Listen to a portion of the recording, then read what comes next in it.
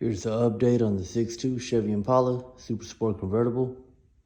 It's February 11th, 2023. I got the whole underside of the car 80 grit sandpaper. Cleaned everything up. Right here is the new floor pan. Come around right here. Here's the existing trunk shelf and the new trunk pan. So the trunk pan and the floor pan, I just, 80 grit everything, 80 grit sandpaper, and it's good to go. This, on the other hand, the existing trunk shelf, this was the mission right here. You know what I'm saying? All the undercoating had to come off, which was a pain. I had to scrape all the undercoating off. I didn't scrape everything off. I went at it with an air hammer, a hammer, and some freaking putty knives, and you name it, I went at it with it, and this is the end result. So I got all the old undercoating off from 1962, and then 80 grit everything, waxed and greased everything, maxed everything off with masking paper and freaking masking tape. I've been at it since 10:30 this morning, I want to say. Well, that's just like cleaning up everything and masking everything. I actually started last night at about 5:30 in the afternoon when I got home from work, and started DAing everything. But yeah, so this is where I'm at with it. So the plan for tomorrow is get everything in primer. I'm using I was gonna go with a VP 2050, but instead I'm just gonna go ahead and go with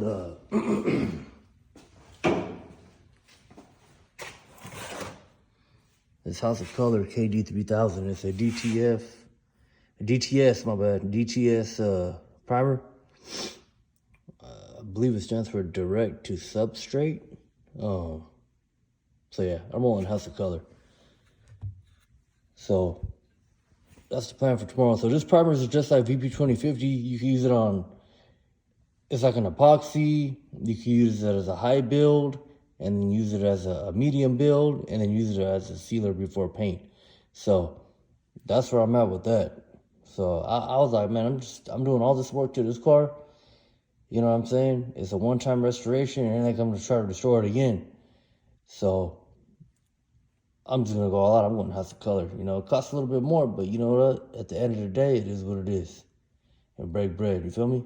But yeah, all right, yeah, that's where I'm at. So tomorrow's plan is to get the bottom of this car primered. Get everything primered tomorrow. Within the week, I'm gonna try to seam seal everything.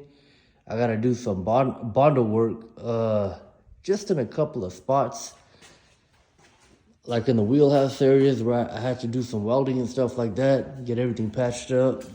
Old metal, so I had to patch up some couple of holes, but there weren't holes to where I had to replace the existing wheel well, the wheelhouse. You know what I'm saying? So I just went through and welded everything up, grinded it down, smoothed everything out. So I'm just gonna go, hit it with the primer, hit it with some filler, and then hit it with some primer again and call it a day. But check it out. So right here, this all right here is a new floor pan. This is existing, this is new. So this is a convertible car. So pretty much what I had to do is, on the new floor pans, they don't come with the convertible cage nuts. So like right here, I cut that out, put a new cage nut in there, boom, welded it back up. Same thing right here. So that's 4 right here in the front for the convertibles. New floor pans, they don't come with it. You gotta cut out the metal and weld the new cage nuts and weld everything back in. So that's that. And those mount right here. So if I go to the frame, excuse my frame is dusty right now. Gotta clean everything up. But those, they mount right here, and then right here, and right there. All right, so FYI, if you purchase a new floor pan, it don't come with that. Same thing with the mounts for the convertible cylinders. They don't come with the existing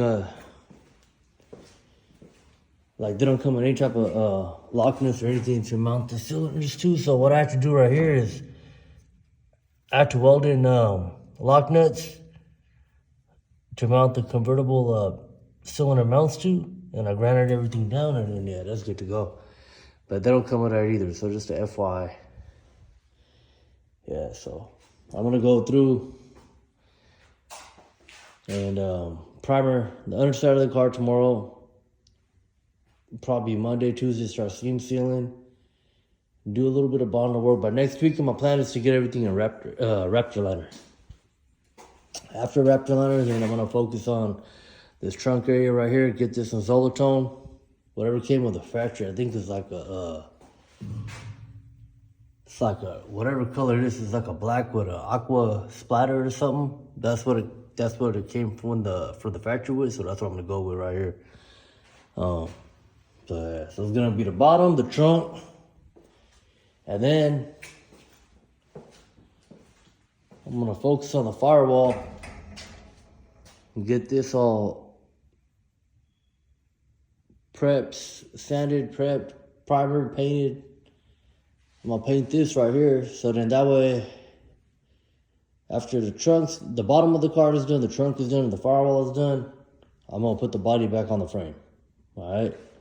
And then from there, I'm gonna prep the inside of the car, because the reason I don't wanna paint the inside of the car without it being on the frame is because I gotta take these braces off right here.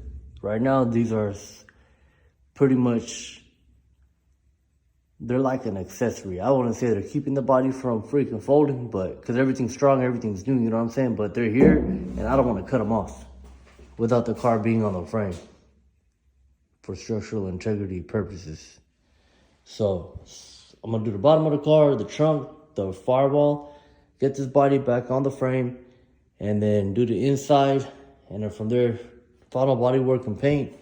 And hopefully, man, within the next, by June or August, I ain't gonna shoot for June. I'm probably shooting for like August.